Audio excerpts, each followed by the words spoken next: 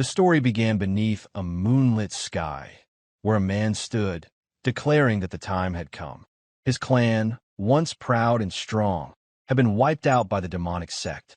Yet, their struggle to survive had not been for mere survival, but solely for revenge. With a resolute gaze, he stood atop a high tree branch, his eyes fixed ahead.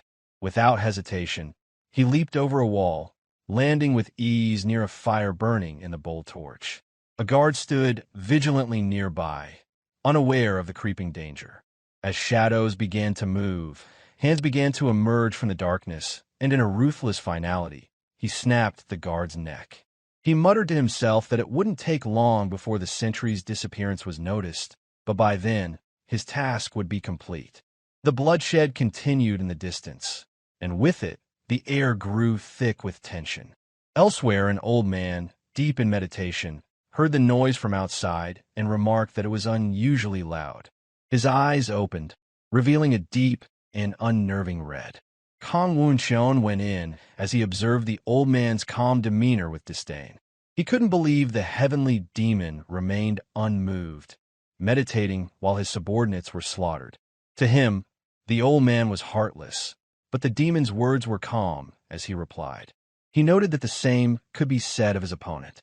He questioned whether a man, while ascending a mountain, would concern himself with the insects beneath his feet. Of course not, the old man explained, for his gaze would be fixed on the peak. It was the mindset required to reach the pinnacle of martial arts. Woon-cheon scoffed at the old man's words, dismissing them as nonsense. He made it clear that today, he would take the old man's life with his own hands. The old man, the heavenly demon, was unfazed. As Woon-cheon moved forward, a blue aura began to emanate from his hand. He prepared the heavenly lightning fist, a technique that charged up powerful lightning within his palm. With swift precision, he launched his attack directly at the heavenly demon's face. However, the heavenly demon raised his hand in response, stretching it out in a fluid motion. He laughed, taunting Woon-cheon, asking if that was truly all he had. The demon unleashed his own martial art, the heavenly blood-tide art. From his hand, an energy beam shot forward, meeting Woon-cheon's lightning fist in a tremendous clash. The battle between the two martial arts created a force akin to the intense energy battles seen in legendary stories of old. Despite Woon-cheon's overwhelming power, the heavenly demon's energy surged past him, striking him in the face. He felt the burn of the attack and immediately recognized the energy beam for what it was, a sword energy. With an air of arrogance, the old man claimed that Woon-cheon would join his father today, signaling the end of the battle. Yet, Woon-cheon was not finished. With determination, he began to perform another technique, surprising the heavenly demon. This time, with a swift motion, Woon-cheon unleashed the heavenly divine palm. The powerful strike shattered the energy beam, and Woon-cheon continued his assault, landing a decisive punch directly on the demon's chest. Lightning surged throughout the demon's body, sending him flying into the wall behind him. Panting, Woon-cheon spoke harshly, warning the old man to stop speaking of his father in such a disrespectful manner. He reminded him of the countless lives the old man had destroyed, the evil deeds he had committed, and how this moment of vengeance was not just his own. It was the collective rage of all those the old man had wronged. The heavenly demon, now stunned, retorted that he should have wiped out the Cloud Dragon sect long ago.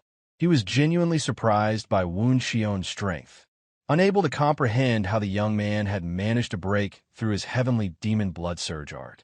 The demon now realized that he had no other choice. With great effort, the heavenly demon pulled out a gourd, which Woon-cheon quickly recognized. When he asked if it was an elixir, the old man began drinking its contents without hesitation. Woon-cheon warned the old man that consuming such a potent elixir in one go would cause his demonic ki to deviate. A powerful purple energy burst forth as the gourd shattered, the demon's energy overflowing beyond control. His face contorted in agony as his eyes bulged, and with a terrifying roar, he released a shockwave of power. The force of it sent wind rushing outward, forcing Woon Seowoon to raise his hands to protect himself from the fierce blast. The battle had reached its climax, and it was clear that neither opponent would yield easily. The outcome of their clash was now inevitable. The battle between Woon Seowoon and the heavenly demon raged on, and Woon Seowoon couldn't believe what he was witnessing. Just as he turned to respond to the heavenly demon's voice, he realized too late that the attack was already incoming. The heavenly demon, looming behind him, declared that it was time for Woon Seowoon to disappear. As the attack drew closer, Woon Seowoon recognized his helplessness, but suddenly a voice intervened. A barrier materialized just in time, wrapping around Woon Seowoon and protecting him from the oncoming assault. Woon Seowoon's eyes widened as he recognized the protective shield. His surprise was palpable, but before he could react, a man stepped forward, apologizing for his late arrival. He explained that he had gotten caught lazing around. Woon Seowoon called him the Great Mage, but the man immediately dismissed the title, insisting that he had told Woon Seowoon not to call him something so trivial. The mage then turned his gaze toward the heavenly demon, asking if this was the nemesis Woon Seowoon had spoken of. Woon Seowoon responded that indeed, this was the man who claimed to have come from another world, and without him, Woon Seowoon would have already perished. Suddenly, the scene shifted, and the narrative took a jarring turn to reality.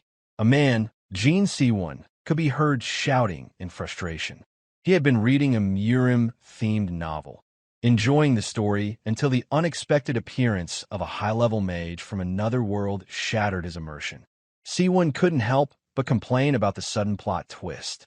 He wondered aloud why a random mage from another world had appeared out of nowhere.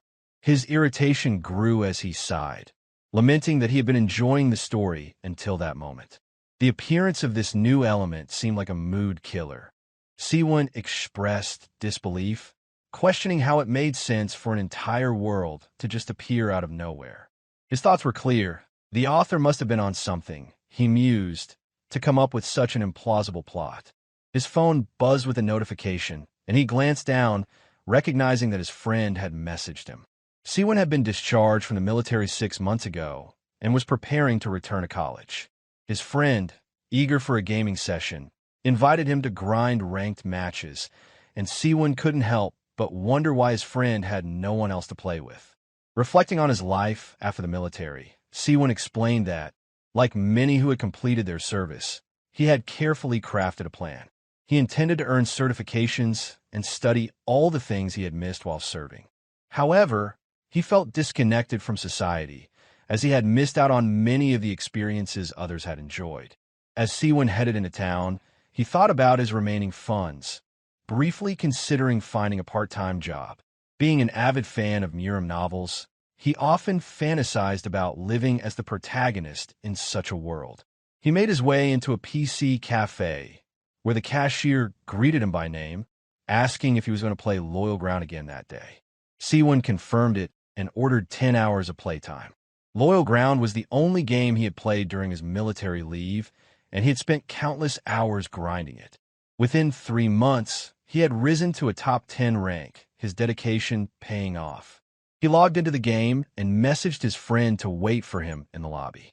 Seawoon had even earned some extra cash from tournament prizes at internet cafes. Loyal Ground, a Battle Royale game, was a straightforward game. 100 players dropped from a plane, collected weapons scattered around the map, and fought until only one remained standing. Now in the game, Seawoon began communicating with his friend, directing him to the coordinates where 2 other players were located. He instructed his friend to look towards 120 on the compass, which was displayed at the top of the screen. Seawoon aimed and quickly killed both opponents with 2 precise headshots. His friend shouted in excitement, noting that only 2 players remained. Seawoon chastised his friend for being so loud, recalling that his friend had already been eliminated once. He advised his friend to focus on looting and staying alive, emphasizing the need to find the safe zone before it closed. As the circle shrank, some other players running towards a building. They cautiously entered the building, spotting a first aid kit on the ground. One of them remarked that the presence of loot suggested that the other player hadn't entered yet. But Seowoon was hiding beneath the shadow. The players did not notice someone had hid there. As one player enters the building, aiming to grab some free loot, they discover Seowoon's character sitting in the corner, camping the loot. The player outside hears gunshots and receives notification that his teammate is dead. In disbelief, he mutters that he can't believe the teammate was hiding inside. With no time to trade out his teammate, he begins running away, but before he can get far, a bullet hits him in the back of the head. Now, he's the last one left, earning the coveted chicken dinner. Seowoon's friend, grateful for the win, thanks him for carrying the game. Seowoon, however, simply tells him to queue up for the next match and reminds him that he needs to lock in and start studying tomorrow. As Seowoon's phone buzzes, he looks down at it, and his mother's message appears. She asks if he's studying well and mentions that she sent his academy fees along with some extra money, hoping he eats well. She apologizes for not being able to send more. Seowoon thanks her, acknowledging that it's his mother's love and support. He responds, telling her that he's going to bed soon. Seowoon then tells his friend that he won't be playing anymore starting tomorrow. His friend protests, reminding him that they had planned to participate in a clan war together. However, Seowoon tells him that he can't go because he needs to start attending an English academy. He feels guilty every time he reads his mother's messages, as he's been living in this cycle for months. As he heads back to his apartment, he begins to doom scroll on his phone that night. Among the various videos, he stumbles upon one talking about people with mysterious powers being spotted overseas. These people are calling themselves players. Intrigued, Seowoon clicks the video, but it suddenly disappears. The video got deleted. He finds the situation strange, but decides to sleep it off. The next morning, as he heads out to the academy, his friend calls him, reminding him that they still need to prepare for the clan war. Seowoon tells him that he wants to help in one last game, but before he can finish his sentence, a purple light begins to glow behind him. He turns around, completely taken aback, and wonders what's going on. The light continues to draw closer, engulfing him entirely. His backpack falls to the ground, and not a trace of him is left behind. Now enveloped in the light, Seowoon wonders what it was and whether it's some sort of punishment for waiting too long to make his decision. As Seowoon slowly opens his eyes, he hears people speaking foreign language, and he's immediately startled by the volume. Looking ahead, he sees people fighting with swords and casting magic. They wield all kind of weapons and all kind of different outfits. Completely confused, Seowoon wonders if he's dreaming. He takes in more of the scene around him, spotting a statue nearby. The statue suddenly comes to life, announcing that 100 players have been detected. Still disoriented, Seowoon wonders why he hears a voice in his head and feels that the situation is a bit loud. The statue's eyes glow as it declares that the system is initializing. Seowoon's eyes also begin to glow with a blue hue, still trying to process what's happening. The statue then mentions that the language is being synchronized, and suddenly, the foreign language Seowoon had been hearing earlier is now being translated directly into Korean. In front of him, a large man comments that everyone is now speaking his language. Among the chaos, some characters from the Murim world discuss matters, including two mages. A mage named Chiron asked another named Escrow what he did to get them into this situation. Escrow responds, claiming he wanted to ask Chiron the same question, wondering why he had brought him here. Irritated, Chiron retorts that he won't be fooled by Escrow's words anymore. Unfazed, Escrow states that it no longer matters whether Chiron believes him, because everyone is fated to kneel before the Demon King's power. As the Archmage, Chiron declared that he would make a promise to Escrow as he summoned lightning in his hand. With a fierce look, he vowed to kill Escrow here and then swiftly end the Demon King's reign. He unleashed his ability, the Karen-style lightning, zapping Escrow where he stood. However, to Karen's surprise and confusion, Escrow stood completely unharmed, unaffected by the powerful strike. Karen's suspicion grew as he realized that he must have been the one who brought Chiron to this place.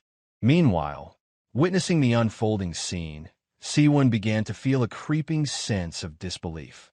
It was becoming too realistic to be a mere dream. Still looming in the background, the statue spoke again, announcing that the game was about to begin. The difficulty was set to easy, and the objective was explained. They only needed to reach the top 90. The designated map for this game was the kingdom's capital, and the rewards would go to the top 10 players and higher. The statue further explained that the tutorial would be skipped, and in the waiting room, players couldn't attack one another as everything was neutralized.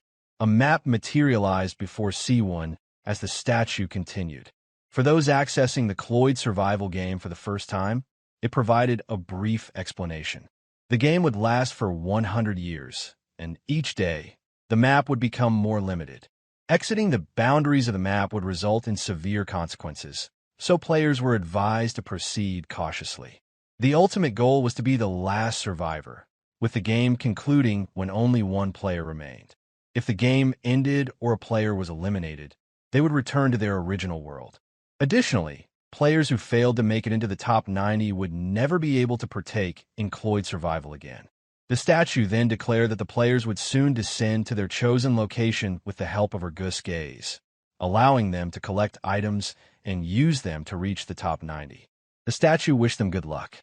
Still processing everything, Seowoon wondered if he was dreaming about Loyal Ground, the game he had been so engrossed in. His anxiety grew as the status window reaffirmed the rewards for the top 10 and higher. Despite the possibility of this being a dream, Seowoon found himself surrounded by people who seemed all too real, crazy humans who made him nervous. One particularly unsettling figure was licking his knife, a behavior Seowoon found disturbingly strange. He quickly realized that, regardless of whether this was a dream or not, he was in grave danger. Fearful for his life, Seowoon muttered that he didn't want to die, even if this was just a dream. Before he could finish his thought, someone called out to him, addressing him as Messy Hair. The man demanded to know why Seowoon kept looking around and asked where he was from. When Seowoon didn't answer, the man swung his blade toward him. He was offended after being ignored by a skinny man. Just then, the countdown for the game began, and Seowoon smiled, asking why Seowoon was smiling in such a tense situation. He called Seowoon crazy, but Seowoon just grinned back, explaining that there was a simple reason for his smile. He was dreaming such a fun dream. Why wouldn't he enjoy it? With his knowledge of the game, which he referred to as log, Seowoon was confident that he could defeat people like this and survive. The countdown hit its final second, and day 1 of Cloyd Survival began.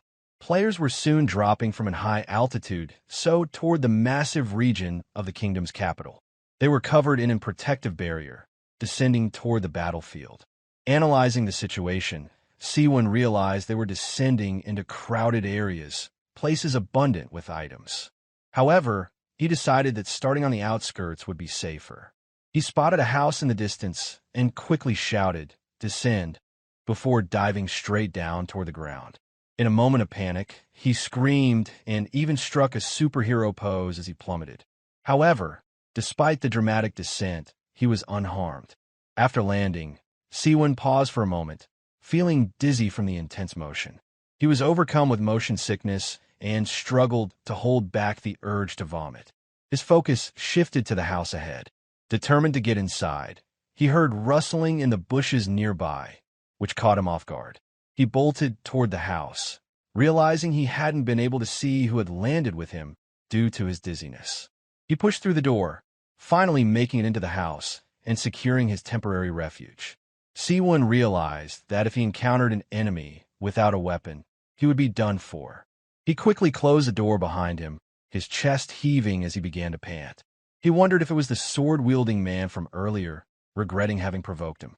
Looking out the window and seeing no one, Seowoon breathed a sigh of relief, deciding it must have been the wind. Fortunately, he didn't hear anything else, and he was able to calm down and continue moving on. He wanted to begin searching the house. He remembered that items were obtained where players landed, so he needed to look for them here. As he moved forward, Seowoon noticed something beneath him. Looking down, the system notified him that he had obtained a heavy crossbow. It was heavy, but better than nothing.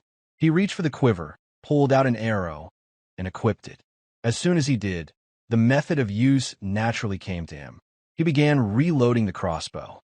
As a South Korean Army sergeant, This was nothing for him. Seowoon did exactly that. The shot was incredibly powerful, piercing halfway through the wall and sending him flying backward. He was surprised at how effective it was, as it had penetrated deeply into the wood. If he learned to use it properly, it could be a useful weapon. After looking around more, but finding nothing else, he decided to move on. The map was vast, and he knew if he didn't run into enemies at the start, he could safely farm the area. He raised the crossbow and carefully cleared the house in front of him. On a table, he spotted a scroll and moved over to examine it. It was labeled a healing scroll. The scroll was small, and the system explained that if he ripped it, his injuries would heal. Seowoon could hardly believe such an item existed. He wished he had an item bag to carry more recovery items. Then his eyes fell on a glowing purple book on a shelf nearby. He picked it up, and the system informed him that he had obtained the Black Star Energy Palm's martial arts book. This martial art allowed him to project dark energy through his fingers. The system asked if he wanted to learn it. Seowoon immediately accepts the prompt to use it, wondering if it would trigger a tutorial. Right after, the book began to glow vibrantly, and the pages turned before his eyes. As he watched, the book slowly began to disintegrate. Confused, Seowoon looked down at his hands, wondering if that was it. As he stared at his palm, he felt an energy swelling up, growing stronger with every passing second. Curious to test it, Seowoon grabbed a fork from the table and imbued it with energy. He hurled the fork into the nearby wall with all his strength, and it stabbed deep into the wall. He smiled, pleased to have learned a martial art just from reading a book. Seowoon walked over, pulled the fork out of the wall, and murmured that this would be incredibly useful. The existence of martial arts books meant that there were probably magic books as well. Regardless, Seowoon was now certain that Cloyd Survival and Loyal Ground were the same game. After searching the area thoroughly, Seowoon decided to move on. Later, as the sun dipped below the horizon, Seowoon realized he had been farming for some time. He needed to find a place to hide quickly. He looked around and saw a house with its lights on. He figured that the light either meant there was a rare item inside or someone was already there. Seowoon entered carefully, trying not to make a sound. He wasn't sure how many people had landed near him, but if someone was inside, they could either be a complete pro or a complete noob. He listened intently, but he didn't hear anything. He moved cautiously through the house, checking each room before proceeding.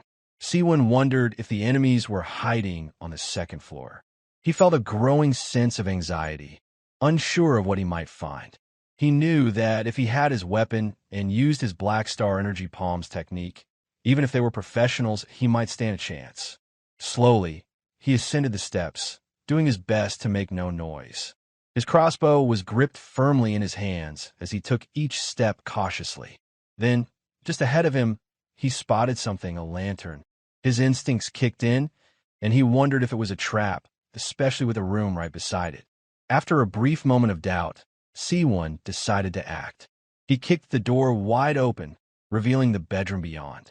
He looked around the room, letting out a quiet sigh of relief as no one was there. He found a ring on the drawer and picked it up, wondering if it might be an item. The ring was labeled Ring of Strength, which promised an increase of 20 in strength when equipped. Seowoon wondered if it would truly make him stronger just by wearing it. He slid it onto his index finger, immediately feeling a strange sensation. His body felt lighter, almost as if the weight of the crossbow had significantly decreased, even though it had been heavy before. The ring had increased his strength by 20, and he figured he should check his stats. He tried cycling through a few commands, finally managing to pull up his character info. The stats revealed that he was still quite weak. He wondered if his classification as a martial artist was simply because he had learned a martial art. Still, compared to when he had started with nothing, he felt like he had made progress. This was a good sign, and he was glad to have made it this far. Deciding to continue exploring the first floor, Seowoon found a subspace ring, the very item he had been hoping for earlier. He couldn't help but smile as he thought how convenient it was to find yet another ring. He quickly checked the status window, which explained how the subspace ring worked. To store an item, Seowoon had to grab it and either say or think of the word subspace. After that, He could touch the ring with his other hand, and the item would be stored inside. The status window also mentioned that if the subspace became full, he wouldn't be able to store any more items. Seowoon grinned, impressed by the simplicity of the system. It was essentially an inventory system like in the games he used to play. He began to open the subspace in front of him, feeling an odd but intriguing sensation. He decided to store the healing scroll inside, thrilled by the convenience of no longer needing to carry it around in a bag. This system was incredibly efficient, and Seowoon couldn't help but think how much more convenient life would be with something like this in reality. His thoughts wandered to what it would be like to bring back the martial arts and items into the real world. If he could do that, it would be an even bigger game changer than he had anticipated. As he continued to think, Seowoon wondered how many players had been eliminated so far. Looking at the interface, he figured there must be a kill log. He found it and discovered that only one person had been eliminated up to that point. He had initially planned to farm until only 90 players were left, but he had already searched several houses and found a lot of consumable items. His luck had been on his side, and he had even found a number of hidden weapons, which complemented his Black Star Energy Palm's martial arts. While he had gathered a lot, Seowoon knew it was time to move on. Staying in one place for too long wasn't a good idea, especially with the powerful players he had seen in the waiting room. With his current level, he wasn't strong enough to face them. However, if he managed to stay hidden and make it into the top 10, he would have the opportunity to allocate points where they were needed most. Seowoon considered the risk, but he knew that there would likely be fewer players out at night. It was worth taking the chance, especially if he could find another good place before the sun rose. As he exited the house, Seowoon felt a surge of energy. He had been on a move constantly, but he wasn't tired at all. The Ring of Strength had proven to be a game changer. Though his strength had increased significantly, he still felt hunger and thirst, reminding him that Cloyd Survival wasn't too different from reality. He realized he would need to find something to eat soon, and the city should have food for him to grab. With that goal in mind, Seowoon set off toward the city, determined to find sustenance and continue his journey. Every step he took felt a little lighter, and he was more confident in his chances of surviving longer in this brutal world. As the night stretched on, he was ready to face whatever challenges lay ahead. But first, he needed to eat. He could only hope that this new world would offer the resources he needed to stay alive and grow stronger. Seowoon checked the map, realizing he should be somewhere near the location, but he was unsure of where the houses were.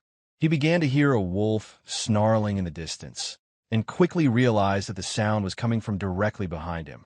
Instantly, he darted into some bushes, cursing himself for not noticing it sooner. He peeked over, seeing the creature in the distance, feeling his nerves spike. Sweat began to bead on his forehead as he recognized that it wasn't just any wolf. It was a werewolf, and there was another one right behind him. As he sat frozen, the werewolf lunged at him, forcing him to dodge just in time. The creature's attack shattered the nearby tree with brutal force, and now there were two of them, staring directly at him. Seowoon muttered to himself that he thought this was a PvP game, never expecting monsters like these to be a part of it. If he had known, he would have stayed put. He was still a ranker, in name at least, and dying to a mob would be too embarrassing. Noticing a house off in the distance, Seowoon ran toward it, his heart pounding as he approached the door. He slammed it shut behind him, panting heavily as he listened to the werewolves outside. He wondered if they would try to get in. The sound of sniffing came closer, and he realized the creatures must be searching for his scent. Knowing he had to act fast, Seowoon cracked the door open, aiming his crossbow through the small gap. He waited until he had a clear shot, and then fired, sending a bolt through the crack and into the side of one werewolf skull. The creature collapsed and began to vanish into the air. Relieved, Seowoon muttered that the Ring of Strength had made it possible for him to fire the crossbow with just one hand. Now he just needed to deal with the second werewolf. As he reloaded the crossbow, he turned to find the second creature had moved much closer, now directly in front of the door. It charged, smashing through the door with terrifying speed, its claws slashing across Seowoon's cheek. He stumbled backward, shocked, as the werewolf broke through the door. The creature moved in for a follow-up attack, and Seowoon quickly raised the crossbow, firing again. But the werewolf raised its arm, blocking the bolt. With his weapon now useless, Seowoon dropped the crossbow just as the werewolf lunged to finish him off. He panicked, realizing this could be how he was eliminated. But then he remembered the subspace ring. Reaching into it, he pulled out an unfamiliar dagger he had stored. Determined to survive, he imbued the dagger with his Black Star Energy Palm's martial arts and hurled it into the werewolf. The energy-powered dagger pierced through the creature with ease, sending it crashing into the wall. As the werewolf began to disappear in front of him, Seowoon exhaled deeply, a sigh of relief escaping him. He had thought he was a goner, but now he was safe. His heart still racing, he collapsed to his knees, muttering that he was glad he had stashed the throwing dagger earlier. He had been sure he would fail and be eliminated by these mobs, which would have been incredibly embarrassing. Seowoon looked down at a small baggie on the floor, noting it must be a mob drop. He opened it eagerly, but inside, he only found water and jerky. He grumbled, wishing it had been something more useful, though at least he had food for now. He started eating, debating whether to check the area more thoroughly. As he explored the building, he found a piece of armor. It was a bit large for him, but once he put it on, it immediately resized to fit his body. The status window appeared, informing him that the item was an advanced orichalcum breastplate, which significantly increased his resistance to fire and wind magic. Seowoon was impressed by how much it boosted his stats, and he couldn't help but wonder if there were even more powerful items hidden around. He continued to search, his curiosity piqued, but when he bumped his knee into something, he stopped. Looking down, he didn't see what he had hit. He kicked the ground in front of him, wondering if it was a hidden item. Seowoon picked up the item, feeling its texture, which resembled cloth. After putting it on, he discovered that it was called the Night Cloak. The moment it was equipped, he realized that if he remained still in darkness, the cloak allowed him to blend seamlessly with the shadows. While hidden, no magic would detect him, and even the sounds he made were muted. The cloak reminded him of something from a familiar fantasy story, an item of power that allowed its wearer to avoid detection. This cloak was invaluable for survival, enabling Seowoon to avoid anyone who might cross his path during the night. It was the perfect tool for remaining undetected, allowing him to stay alive for as long as needed.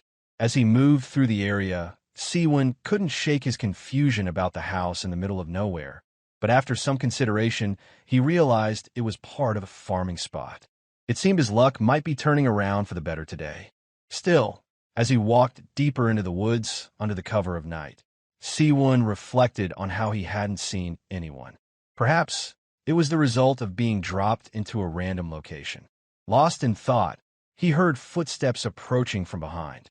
Turning, Seowoon saw a man running through the forest, disheveled and yelling in frustration. The man seemed to be lamenting that he hadn't had the time to use something, though what exactly it was remained unclear. Seowoon wasted no time donning the night cloak again, slipping into the shadows of a nearby bush. The man did not notice Seowoon as he muttered that he couldn't believe he'd encountered a mage in such a place. Seowoon observed that the man appeared weak, a person easily dealt with, and the thought crossed his mind that he could take him down with little effort. As the man turned to leave, Seowoon reminded himself to stay calm. It was just a game after all, and there was no reason to hesitate.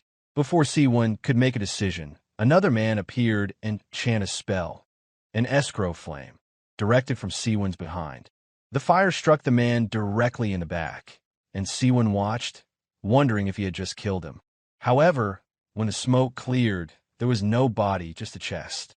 This confirmed that they were, indeed, in a game, and the chest likely contained the man's items. The question lingered in Seowoon's mind. Where had the fire come from? At that moment, a figure appeared from behind, a large-nosed man who walked toward the fallen mage. He scorned the dead man for not being able to use magic properly, calling him unlucky.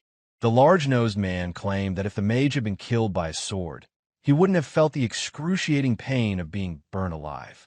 Seowoon considered himself fortunate that he had walked past unnoticed. The cloak had indeed proven its worth, and the mage mused that the man who had died might at least be honored to have met his end at the hands of someone as skilled as himself. Referring to himself as Chiron, the large-nosed man bent over to search the fallen mage's belongings. Seowoon quickly deduced that the man was also a player like him. If he wasn't careful, he could be next. It was clear that in this game, hesitation could cost him his life. Seowoon knew the rules. In order to survive, he had to act without delay. As Big Nose sifted through the items, he sensed an incoming attack from behind. His barrier absorbed the impact of the strike, but it cracked under the pressure. The large-nosed man muttered to himself, blaming the mage for causing the noise. Seowoon raised his crossbow, taking aim and firing a bolt, which hit the barrier again, causing it to crack further. Big Nose realized the barrier was close to breaking. He couldn't pinpoint Seowoon's location, but fired a fireball in his general direction, taunting him to reveal himself rather than hiding like a coward. Seowoon didn't respond. Instead, he quickly readied another throwing knife.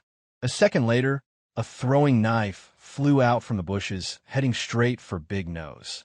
He heard the sound of it slicing through the air, and although his barrier absorbed the hit, it shattered completely.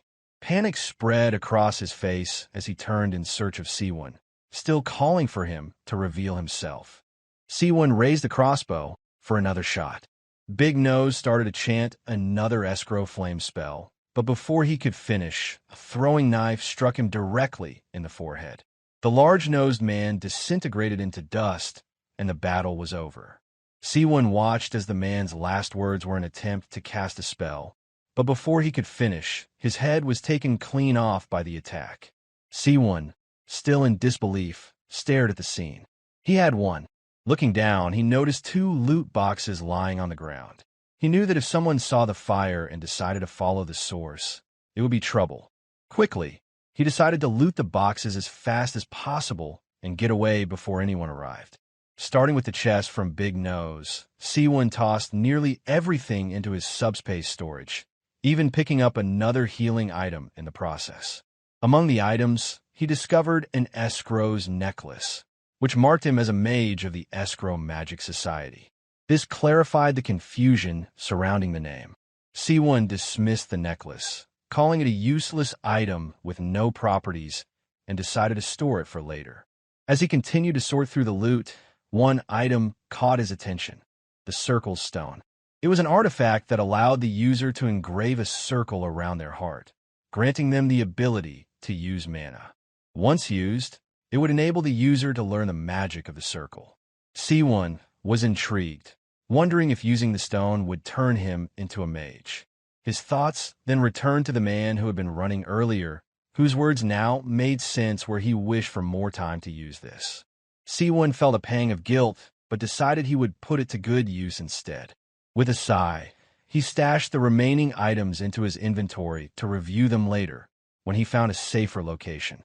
Seowoon ventured deeper into the forest, climbing a hill and scanning the area. He needed to find a spot where he could use the Circle Stone. In the distance, he spotted some houses and made his way toward them, thinking they would be a suitable place. Once inside, the stone prompted him, asking if he was sure about using it. Without hesitation, Seowoon confirmed in his mind that he was ready. The stone warned him that using it would require him to remain motionless for 3 hours, unable to perform any actions or use items. It also mentioned the slight pain that would accompany the formation of the circle. The moment he activated it, Seowoon's chest tightened, and waves of intense pain began to surge through him. He stifled his screams, enduring the excruciating agony for the next 3 hours. By the end, Seowoon lay on the floor, drooling from the pain, his body still racked with discomfort. He had expected a mild ache, but the ordeal felt like it might have broken him. He muttered to himself that learning martial arts had been difficult, but magic was on an entirely different level. Once he gathered himself, Seowoon opened his status window. To his surprise, it now showed 2 job classes, and he had unlocked a new stat: mana. He looked at the survivors list, curious to see how many were left. After the 2 men's deaths, the number of survivors should have decreased, but when the list appeared, Seowoon was stunned. Only 45 participants remained, with a name standing out: Nam Sagwon. This person had been systematically eliminating others, taking out nearly everyone on the list. Nam Sagwon went into action just hours earlier. He was perched high in a tree, watching his next victim from above. The man on the ground stumbled over a rock, a comical sight given his size. Nam Sagwon chuckled to himself, enjoying the scene. He was after something simple, getting into the top 90. As the man begged for his life, Sagwon raised his hand, stretching it toward the man's face. In a swift motion, he popped the man's head like a zit, sending a clear message to everyone. They would all come to know his name. With a smug grin, he moved on without looting the body. His only concern was making sure the participants knew who he was: Nam Sagwon, a name to be. Now, Seowoon was stunned by the number of people who had died in such a short time. He couldn't believe how many had perished overnight. He silently hoped he wouldn't run into Nam Sagwon anytime soon. The thought of surviving long enough to reach the top 10 crossed his mind, and Seowoon wondered what the reward for such an accomplishment would be. He speculated that it might be money or rare items. However, the idea that intrigued him the most was whether reaching the top 10 would grant him the ability to bring the skills and items from this game back to the real world. Seowoon sighed, realizing that while there was a killer wreaking havoc outside, he had been getting ahead of himself. He knew it was time to wrap things up and start moving. He could feel a power growing within him, and he wondered if this was what mana felt like. He also recalled finding a magic book while looting the previous day, titled The Magic Book of Windball. The book explained how to create a wind sphere, and the number of spheres one could generate increased with the user's power. Seowoon knew this was the magic he had been seeking, and the question of whether to use it popped up. He clicked yes, and the book vanished from his hands. He blinked, wondering if that was all, if the magic had simply been implanted in his mind. His hand moved instinctively as he began to chant a scroll magic. He gathered mana in his palm, and soon, four wind spheres materialized in the air. They didn't look impressive, and Seowoon wondered if this was really all there was to it.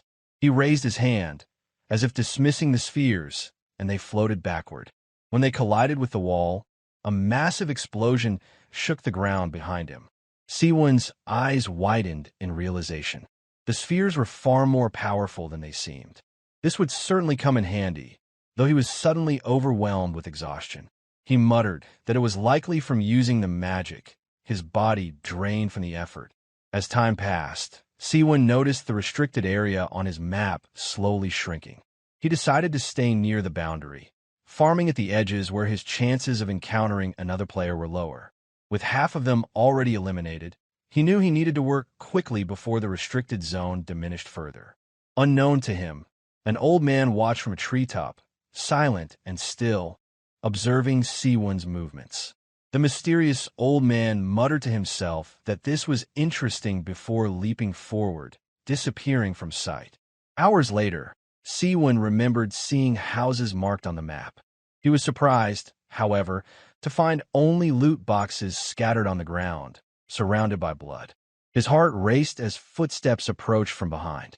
Panicking, he activated the windball magic and fired it at the source of the sound, causing the door ahead to explode. He stood still, uncertain, wondering if it was truly just the wind or if someone had been lurking nearby. What he saw through the door stunned him. Blood was everywhere. He deduced that the person inside must have been severely injured. Given their survival so far, they likely had valuable items. Seowoon considered the possibility of taking them down, but then he decided that his survival should come first. He quickly left the area. On the other side of the door, after Seowoon had gone, the man inside sighed in relief. He muttered that if Seowoon had found him, he would have been killed, but fortunately, he had managed to hide in time. Though, he thought, if he hadn't been injured, he would have taken care of Seowoon easily. Now, he just needed to loot and leave quickly. But before he could move, an arrow struck him in the side of the head. Realizing he had been baited, the man's body began to disappear as he died. From a distance, Seowoon observed the scene, silently thanking the man for falling for his trap. He decided to farm the area quickly and then head to the edges of the restricted zone. As he moved along, the mysterious old man appeared out of sudden and spoke. He commented that Seowoon seemed quite skilled. Seowoon suddenly realized he had let his guard down. The old man reassured him, saying there was no need to be scared. He only wished to ask a few questions. Still cautious, Seowoon asked who the man was. The old man chuckled, replying that Seowoon likely wouldn't know even if he told him, as they all came from different lives. Seowoon nodded, remarking that the old man seemed very different from everyone else he had encountered so far. The old man then asked if Seowoon had participated in this kind of play before. Seowoon asked the old man what he meant by play. The old man smiled faintly, explaining that he had been watching Seowoon for a while and had noticed how quickly he adapted. He was certain Seowoon already knew that this situation wasn't real. Still curious, Seowoon wondered how long the old man had been observing him and how he had managed to remain undetected. Nervously, he answered, saying that it was Seowoon's first time being brought here, but that he had played a similar game in the world he had come from. Somewhat intrigued, Seowoon inwardly thought that he could tell from the old man's appearance that he was definitely not from the same world. The old man glanced up at the sky, noticing the fading light. He observed that it had gotten dark, to which Seowoon agreed, remarking that it was already the third day. The old man then asked if the moon in Seowoon's world was as large as the one in this world. Looking up, Seowoon admitted he hadn't really noticed how big it was, but confirmed that it appeared far larger here. The old man nodded in agreement. The old man then asked Seowoon to explain the game he had mentioned. Seowoon hesitated, cautioning that they could be ambushed in this area. He suggested they find a safer place to talk. The old man seemed to consider this, then said it could indeed be a long conversation. He added that they should leave and find somewhere more secure. Still unsure, Seowoon questioned how he knew the old man wouldn't just kill him. The old man didn't reply with words, but instead grabbed Seowoon and swiftly began hopping from tree to tree, effortlessly carrying Seowoon with him. The speed at which they moved was astonishing, so fast that Seowoon's cheeks flapped in the wind as he was carried through the air. Unable to fully comprehend the situation at the time, Seowoon reflected that he had no idea what kind of consequences their encounter would bring. Later that night, after a bit of explaining, the old man remarked that Seowoon's world seemed very magical. In turn, Seowoon explained that he wasn't sure how to describe it, but that it was a place of highly advanced civilization. The old man seemed intrigued, noting that this might explain how Seowoon had adapted to this world so quickly. Still curious, Seowoon cursed in his mind, wondered how long the old man had been watching him. As if reading Seowoon's thoughts, the old man replied casually that he had been with Seowoon from the moment they were dropped into this world. A little taken aback, Seowoon wondered if the old man had been reading his mind. The old man laughed lightly, saying that he hadn't been reading his thoughts, only observing his actions closely. The old man explained further that he had originally planned to enjoy the fresh air of the high mountains for the next 100 days. However, he had been intrigued by Seowoon's actions and decided to approach him. The old man assured Seowoon that he had no intention of harming him, so there was no need for him to remain cautious. Still unsure of the old man's intentions, Seowoon said that he had no idea why they were brought here. The old man acknowledged this as he asked if Seowoon had something similar in his world. In turn, Seowoon remarked that it was merely a type of game meant for fun with no real consequences. Nobody really died in such games. He speculated that when it came to the motives of the supernatural beings who had the power to abduct people from another world, he had no way of knowing their true intentions. The old man listened thoughtfully before acknowledging that Seowoon was likely correct. Seowoon continued, saying that the game could become a huge opportunity for someone, though. The old man asked what he meant by that, and Seowoon explained that he was sure the old man already understood, but he pointed out that dying in the game wasn't the same as dying in real life. Once a person died here, they would be assigned a rank and a corresponding reward. Seowoon believed these rewards would include items obtained in the game. The old man asked if Seowoon meant the items he had on him. Seowoon nodded, but he added that it wasn't just about the items. Skills and martial arts learned in the game might also be part of the rewards. Of course, he had no proof of this yet. The old man was intrigued by Seowoon's perspective, remarking that magic was indeed fascinating. He asked if Seowoon truly believed this game could offer an opportunity. Seowoon thought for a moment before responding. He admitted that the old man likely wouldn't need such an opportunity, but for those who struggled in life, the abilities learned here could be life-changing. Wondered further, the old man asked Seowoon what made him think that the old man's life was without struggles. Looking at the old man, Seowoon considered the question. He replied that the old man seemed like a martial arts master, and surely he had followers back in his world. In contrast, Seowoon felt that he had no real use in his world and wasn't even comparable to someone of the old man's stature. Seowoon explained that the game could be a huge opportunity for people who were struggling in life. The old man laughed loudly, finding Seowoon's perspective amusing. He couldn't help but chuckle at the thought, but Seowoon quickly told him to quiet down. Curious, the old man asked what Seowoon kept doing by touching the air. Slightly embarrassed, Seowoon explained that the old man probably didn't know how to turn on the map. He had briefly shared some tips and tricks with him that might be useful in his world, and Seowoon had heard stories about the old man's past as well. Morning arrived quickly, and the old man lightly landed the ground. It was morning, and he realized that he had taken up more of Seowoon's time than he intended. He then dropped Seowoon back to the ground gently. However, Seowoon reassured him that staying with him had probably been the best way to stay safe. He expressed how much he had enjoyed hearing the old man's stories. Intrigued, the old man replied that since he had learned so much about the game from Seowoon, he wondered if there was something he could do in return. Looking hopeful, Seowoon asked if it would be possible to learn some of the old man's martial arts.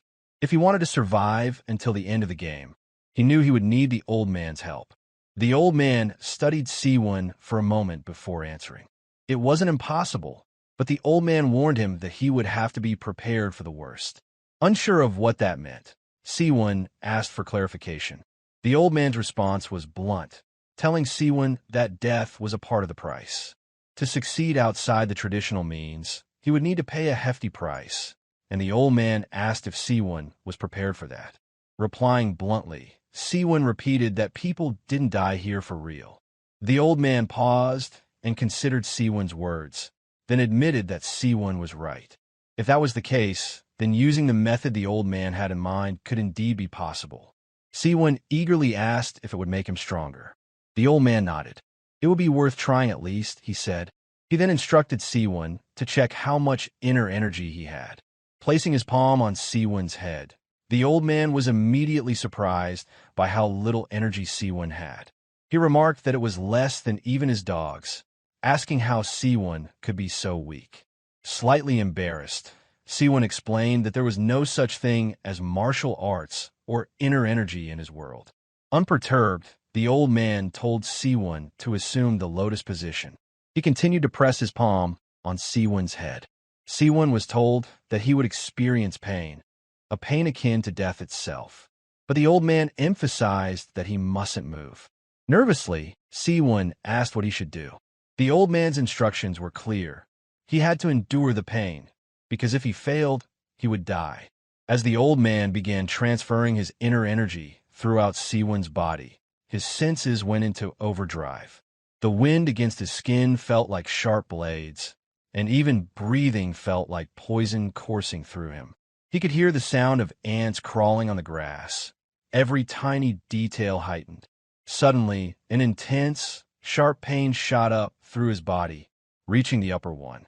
Seowoon let out a scream, and energy beams shot out from his mouth and eyes. He wondered if this was how he would die as sweat poured from his body. Everything around him seemed frozen, and he felt something being implanted inside him. A seemingly endless moment later, he was simply sweating profusely. The technique that the old man imparted were a success. Seowoon immediately fought back the urge to vomit, but after a brief moment, he let it all out. The old man observed Seowoon for a moment before commenting that Seowoon had endured well. He noted that Seowoon's body wasn't bad and that he had an innate disposition. Once the flow of his inner energy was fixed, the old man assured him that Seowoon's body would feel different, stronger. Still reeling from the experience, Seowoon asked what he needed to do next. The old man reminded him of his desire to get stronger quickly. Seowoon nodded, eager to move forward. The old man explained that he had pushed Seowoon's soul slightly away from his body and had created an inspiratory gate in that space. People were born to absorb the world's energy solely through breathing, the old man explained as he gestured, continuing his teachings. Now, with the new gate in place, Seowoon could absorb special energy, not just through breathing. He asked the old man what had changed, and the old man explained that people consisted of mind, body, and soul, and these three elements were held together by life energy. He asked Seowoon to guess what happened to that life energy when someone died. After a brief pause, Seowoon guessed that it must disappear, but the old man corrected him. He provided a real-world example, a water droplet on a leaf poised to fall. As it started to drop, the old man explained that the life energy did not disappear, but rather dispersed. When the droplet met the ground, it spread out, and in the same way, the life energy spread throughout nature, continuing the cycle of life. The old man further explained that some saw this natural cycle as a waste. They murdered others to absorb their life energy, but those who followed this path were always in an unstable state. Eventually, their balance of yin and yang shattered, causing them to lose their martial arts or die. The mind technique the old man had passed on to Seowoon allowed him to absorb the scattered life energy, much like those who had followed this path, to increase his inner energy. Clearly unsettled, Seowoon asked if the old man had just given him a guaranteed path to death. The old man, seeming to consider the question, responded that Seowoon was a bit different. Unlike those who reconstructed their veins to create a gate, the old man had used Seowoon's soul for it.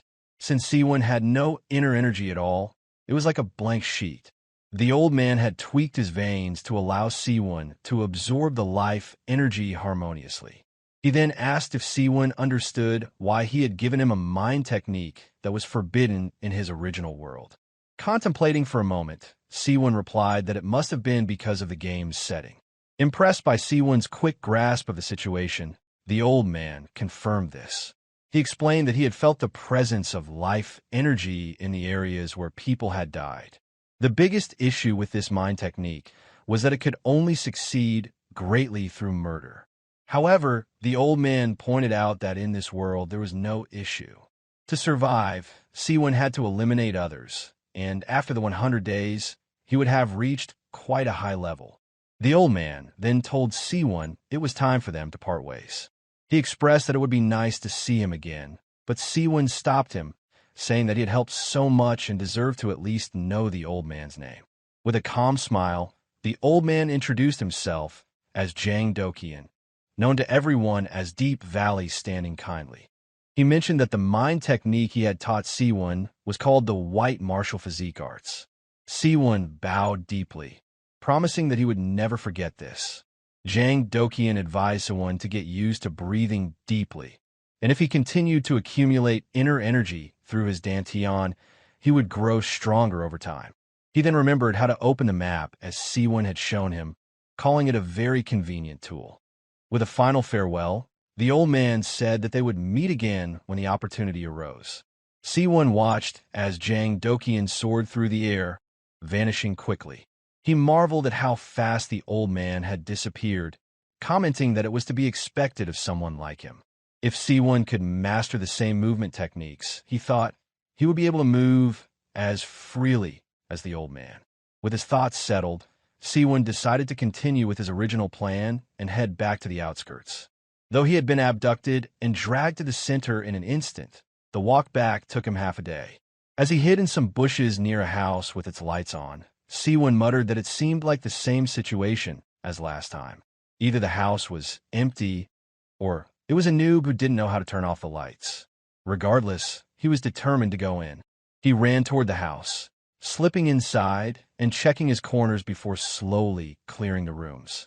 He noticed the light upstairs turn off and muttered that he had been right. It was time to farm for items.